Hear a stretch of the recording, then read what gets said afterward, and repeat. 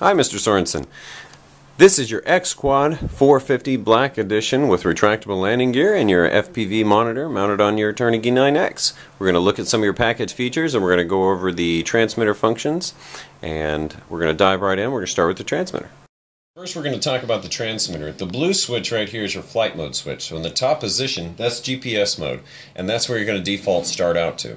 So if you move that to the middle position, that's attitude. So it's technically GPS attitude. So it's still going to be governed by the NASA as far as the GPS goes, but it'll give you more agility, more speed. It's considered flight, sport flight mode. And the last position there, that's manual mode. That's going to require full constant stick input on the transmitter. That way you can control it. So I'd recommend staying in GPS mode. If you're an experienced pilot, manual would be a whole lot of fun.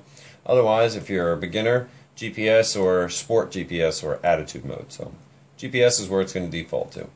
The black switch is your retract. So normally they're going to be down. Clicking this forward will make them go up and then back down. And that's all there really is to that.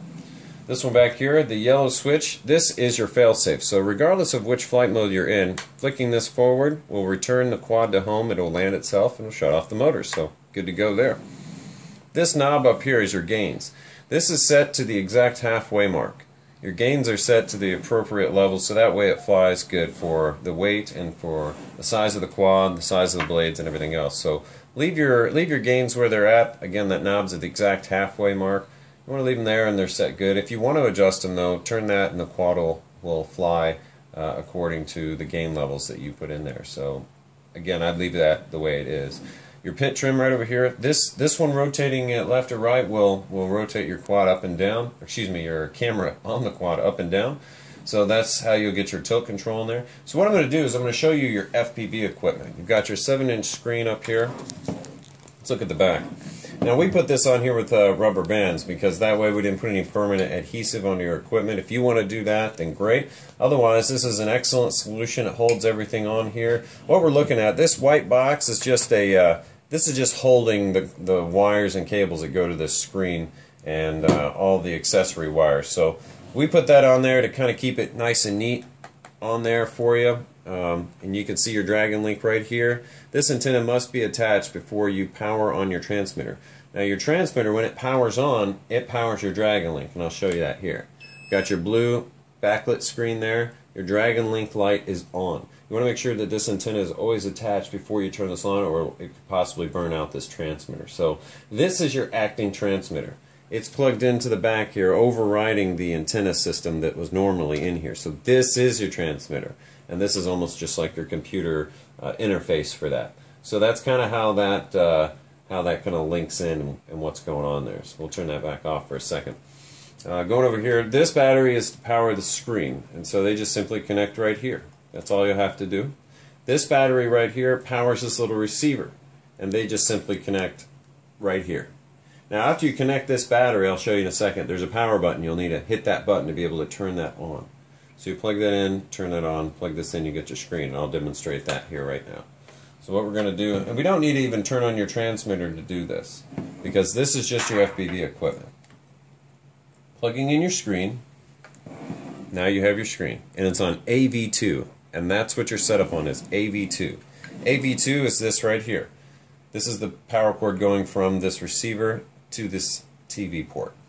Okay, so now what we're going to do is we're going to turn this on. And again, make sure your antennas are always attached to this equipment before you plug it in. Now we're going to plug that in. Now, before this comes on, you have to hold this little button back here, and then you'll see that red light come on. And it's on channel 6. Okay, that's the channel we have that set up on. Now, that's just your FPV equipment. What we're going to do is we're going to turn on the GoPro. And I put my GoPro in your quad here just as an example. Got your FPV cable going into it.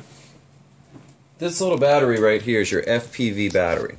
So this power cable that's coming up right through here, we'll push that up in there. This power cable goes to the transmitter for the FPV equipment right here. This is your FPV transmitter. This right here, always keep this antenna attached before you power this on.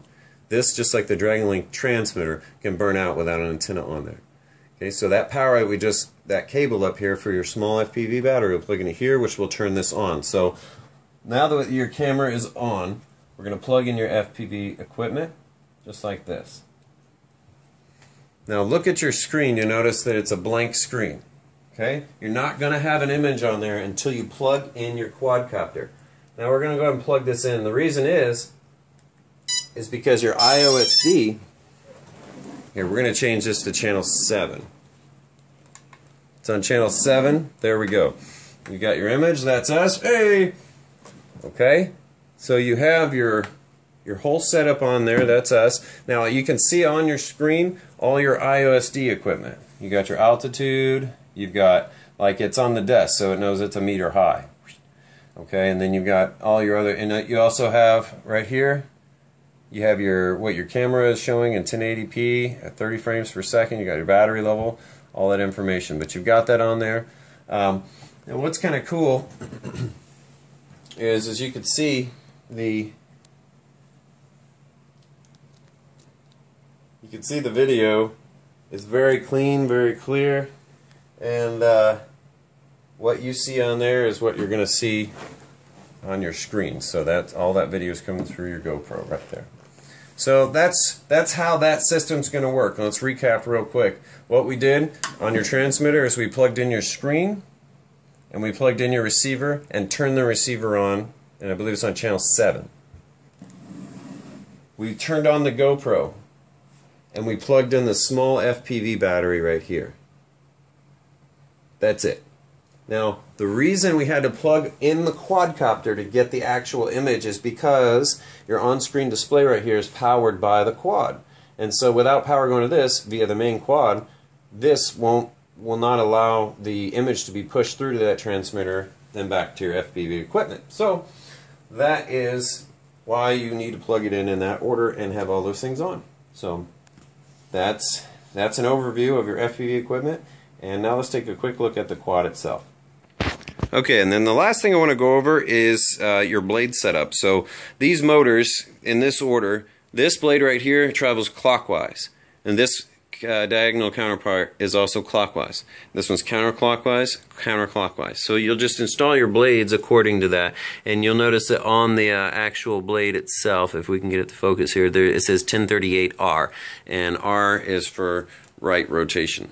So you want to make sure that when you put these blades on as well, they're going to come with this attachment. So it's going to slide onto the shaft of the motor, and then you're going to tighten this nut down. Make sure that this is tight. You obviously don't want to over tighten it, but you want to make sure that it's tight enough that this blade is not going to fly off. So you want this tight. I mean tight.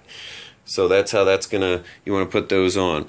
Battery, you want to make sure 16.8 volts is full. That's 4.2 volts per cell. There's a 4-cell battery. 16.8 volts is full charge, and then anything less than 3.2 volts per charge per cell, excuse me, is it's going to ruin your battery. So you just want to keep an eye on that. Your NAS is set up to warn you when your battery level is getting low, so you don't have to worry about that. But when you use your battery checker, your cell checker, to check your battery levels, anything, you don't want it to drop below 3.2 volts per cell.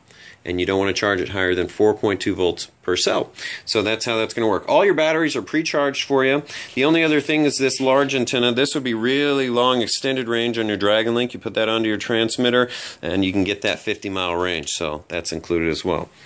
Alright, Mr. Sorensen, I wanted to just give you that quick introduction to your quad. You're set to go. Everything's ready to rock and roll. Again, just pull it out of the box, put the blades on. If you have any questions during your setup or after you get the quad, just let us know. Give us a call, shoot us an email, and we'll get you taken care of. Thanks a lot. Enjoy.